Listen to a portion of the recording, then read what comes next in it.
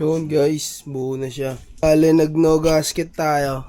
No gasket sa ilalim, tapos zero gasket sa taas. Tapos lawit onting-onti yung piston. Pero malalim yung head, kaya wala siyang umpog. Hindi ko lang makita nyo eh. Ayan o. Nakasalok pa nga ng beta gray yung piston eh. Kakabit na namin to ngayon. Kabitan na to par. Okay na siya. Tapos dumating na rin yung pulley. Tapos tong carb natin na pogi. Hi pogi! Tapos yan. Yung belt, okay na rin. Okay na rin yung belt. Matigas naman. Okay na yung gearings. So, yun. Kabit na natin siya doon. Tapos, tignan natin kung susinde. Sana suminde na par. Sana suminde. Let's go! Maraming nagtatanong kung ano ba talaga ang tinatawag na Super 50. Akala kasi ng iba, parehas lang ito ng ordinaryong stock na 50cc. Pero ang totoo, malaki yung pinagkaiba ng takbo, hatak, at pakiramdam ng makina. Itong build na ginagawa ko ngayon, stock block pa rin siya, 50cc pa rin displacement niya. Pero naka full ball crank na tayo, naka ported, naka full set pang gilid, at naka gearing setup para mas pino at mas responsive yung andar. Par, all in all, okay na siya lahat. Bale, okay na siya.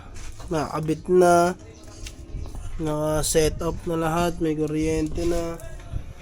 Ignition na. Kulang na lang natin dito par, gas. Pinira mo ni Papa ng gulong. May gas sa bayan. Wala na. Ha? Sa bayan pa gas.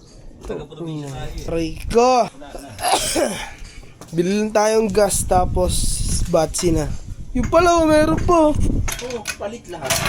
Lahat lo, palit yan. Putang. No. Nakain naman. O par, first time masisindihan, fresh engine. Yan sa'yo. Oh. Kita nyo, kumakain pa ako.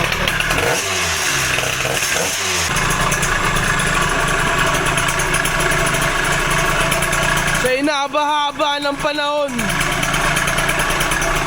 Hindi ka rin.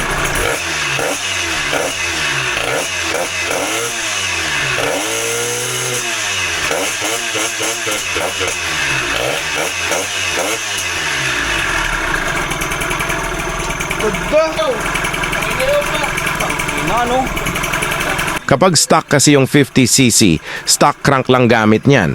Ang takbo niya, sakto lang para sa pang-araw-araw. Medyo mabagal umakyat yung RPM at ramdam mo na parang bitin yung hatak lalo na pagdulo na o paahon. Pero pag Super 50 setup na, ibang usapan na.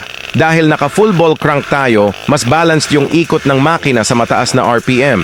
Mas smooth yung andar, mas mabilis sumipa yung arangkada at mas tuloy-tuloy yung hataw. Yung stock kasi parang chill lang yung takbo niya, habang itong Super 50 mas aggressive yung response kahit stock block pa rin.